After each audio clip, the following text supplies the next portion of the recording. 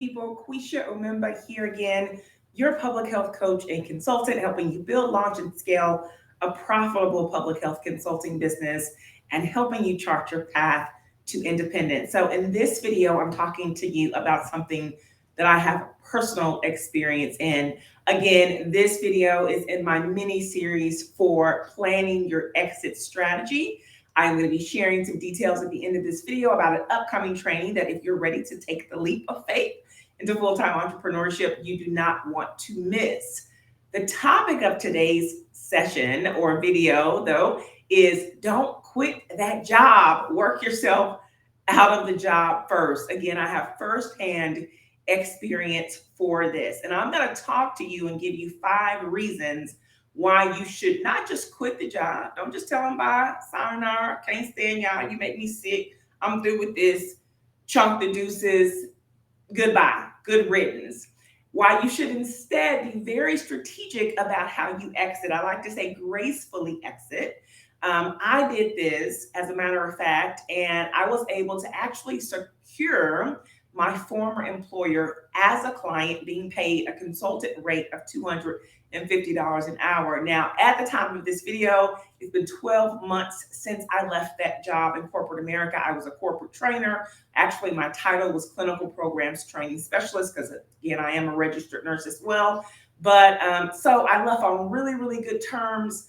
They are still a client to this day. And I also was told by my former supervisor, hey, if your business, we wish you the best of luck, but if your business does not work out, your job is safe. You can come back to work. So being able to transition from the security of your government gig or your corporate position into full-time entrepreneurship, having that type of backup plan is really a great position for you to be in, because it kind of gives you like okay, I can kind of go out here and do this. And if it doesn't work, if I need to come back, if I need to kind of bounce back in or do some part-time, great. But I even better than that, though, is being able to bring them on as a client and being able to add that to your portfolio, because the organization that I have brought on as a client has just now been acquired by CVS Health, which to me, knowing me and my opportunity to go after bigger fish,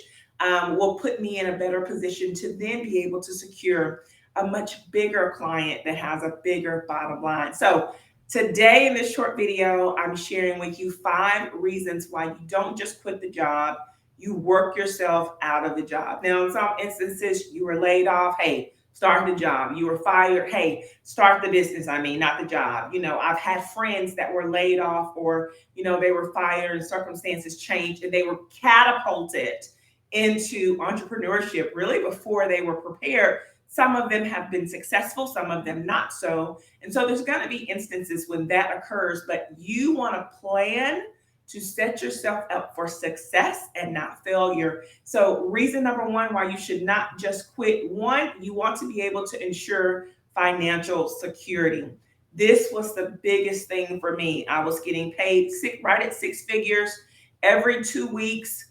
I did not want to feel, the impact of not seeing a consistent check every 2 weeks. As a matter of fact, I remember around the time that I put in my resignation, my business coach at the time asked me to create affirmations about kind of how I was feeling right at that moment and to affirm things. And I remember specifically saying, I will not have anxiety about not receiving a paycheck every 2 weeks. And I would say that over and over, and I think I did it for a couple of weeks.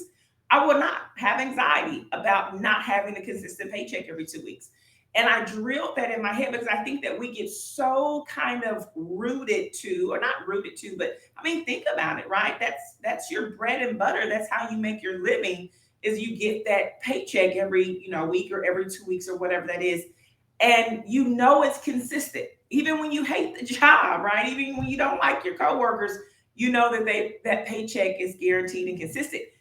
You don't know that when you're your own boss and your own CEO. You do everything that you can strategically, lead generation and making sure that you give great customer service and that you deliver a stellar client experience, right? So you can continue to have repeat business and have people talk about your services and acquire new business leads. But it's not guaranteed. And so the first reason why I say don't just quit, ensure your financial security. See, do you need to pay off credit cards? What does your savings account look like? Do you have enough to kind of float you for a while? Even better yet, start doing consulting, subcontracting, freelancing on the side as you're still working full time, so you can be in the position that I was, where I got two fairly large contracts. And I said, you know what? It doesn't make sense anymore for me to keep hiring 1099 subcontractors to come in and do this work. And I'm just kind of paying out most of my money. It probably would work better if I was able to, go ahead and just take the leap and do it. And that's exactly what happened. So that's the first reason. Ensure your financial security. The second reason is you really want to minimize as many risk and disruptions in this process. This is not a overnight thing that you think about and that you do. It's a lot of deliberate planning that goes into it, because working for yourself is a whole new world. For me, I have discipline. As a matter of fact, I'm probably work too much, because I look at work often as a hobby. If I'm stressed out, if I'm going through some things, I look at work as a distraction, right? So for me, it's harder for me to break myself, walk out of the office, close the doors and say, I can't go back into the office today, right? But for some people, they don't do well working from home. They don't, if you have I remember I had 7 or 8 projects at one time, a few months ago now. And to be able to juggle, hopping from one project to the next and staying on task. I've talked to coaching clients, that's a struggle for them. So anyway, I digress. Let's talk about risk and disruptions, things you're not even thinking about. I'm going to be sharing some of these things in that Playing Your Exit Strategy workshop. One, insurance. And I'll be very transparent and upfront. I had never had life insurance outside of my employer before my adult life. And so that was something that I had to think about and then secure before I took that leap of faith, right? I think it was great that I did it, because now that I know about insurance and I've been able to get a plan. Me and my husband both have a really great plan. It's one of those legacy building plans, things that you don't even really think about unless someone exposes it to you. So that's something you have to think about. Health insurance. Luckily for me, or it's not luck, thankfully for me, my husband has health insurance through his job, and I was able to transition to his health insurance.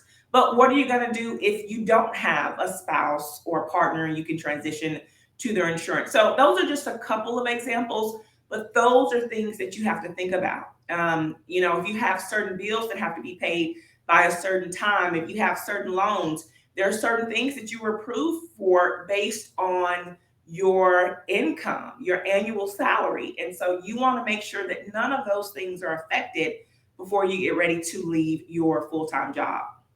Okay, third reason why you don't just quit, why you want to work yourself out of the job, is to maximize your learning opportunities while you were there. Now, I've shared this before. I had a 12-month exit strategy in place. I actually ended up resigning 6 months later, so 6 months early. But in that time, I was taking as many trainings as the organization would pay for, even the trainings that they wouldn't pay for, if they would give me time off to do those.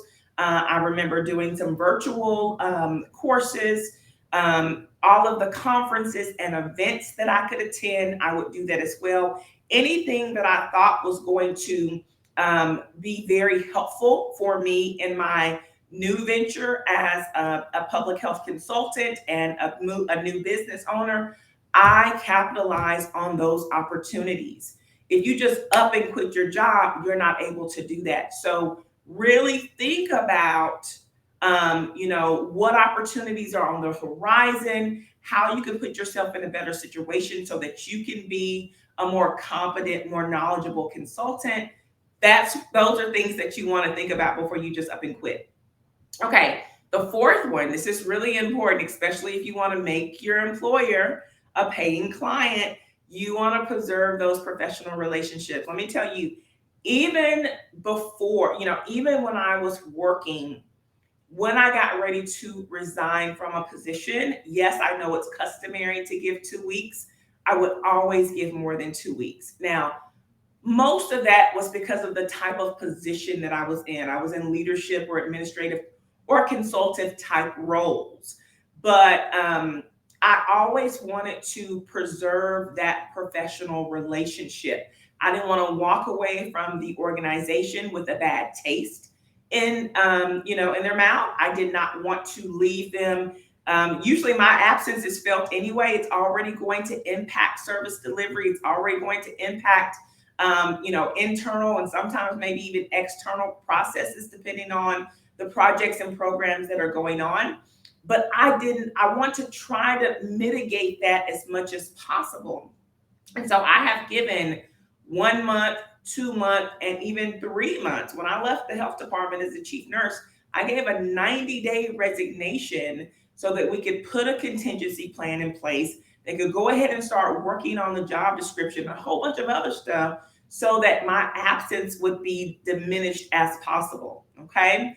When you are considering leaving, do what you can to preserve those professional relationships.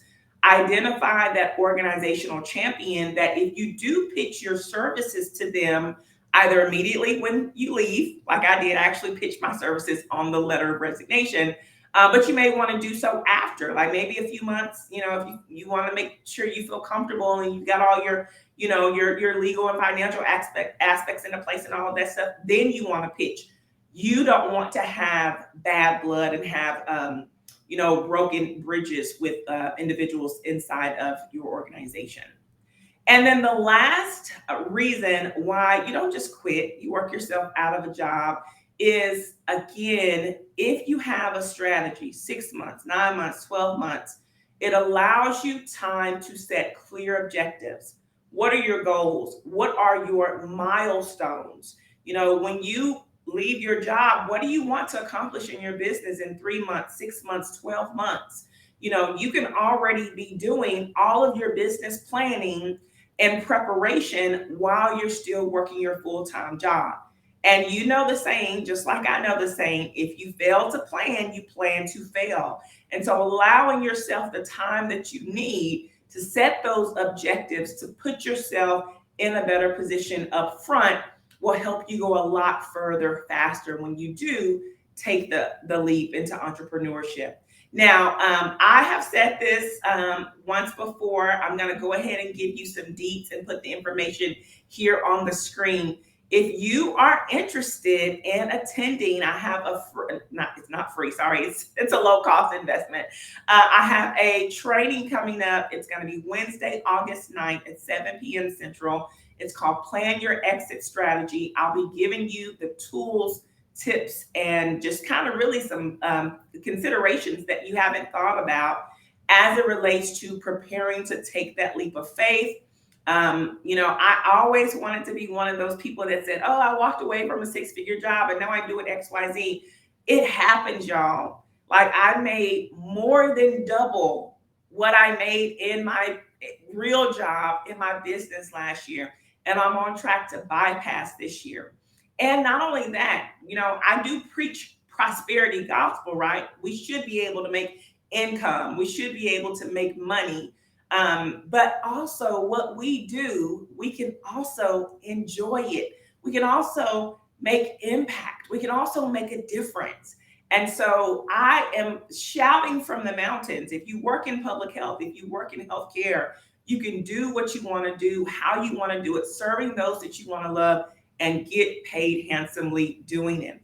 So if you're at that point where you know something is pulling on your heartstrings saying, it's time, it's getting time, then you want to have your face in the place. I hope to see you there. If you aren't able to scan the QR code, you can visit quishomemba.com/courses and sign up.